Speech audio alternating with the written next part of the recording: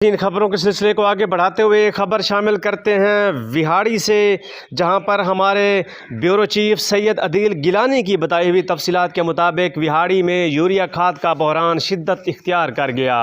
खाद के हसूल के लिए आने वाले किसानों के दो ग्रुप्स आपस में लड़ पड़े, एक दूसरे पर खूब हाथ साफ किए, एहतजाजन रोड भी ब्लॉक कर दिया।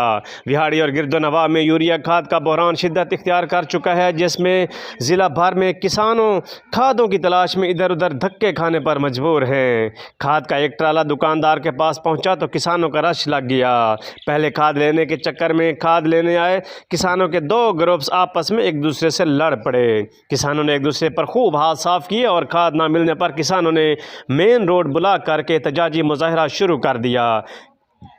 किसानों ने इंतज़ामिया और हुकूमत मुखालिफ शदीद नारेबाजी की। किसानों के एहतजाज के बायस गाड़ियों की लंबी लाइनें लग गईं। कई घंटों बाद भी इंतज़ामिया का कोई फ़र्द मौका पर ना पहुंच सका। एहतजाजी किसानों का कहना था कि दुकानदार यूरिया खाद ब्लैक में महंगे दामों फ़रोख्त कर रहे हैं, जबकि इंतज़ामिया खामोश तमाशाई बनी हुई है। किसानों ने वज़ीर आज़म पाकिस्तान और वज़ीर आला पंजाब से लोटस लेने का मुतालबा करते हुए खाद की फराहमी को यकीनी बनाने का मुतालबा कर दिया।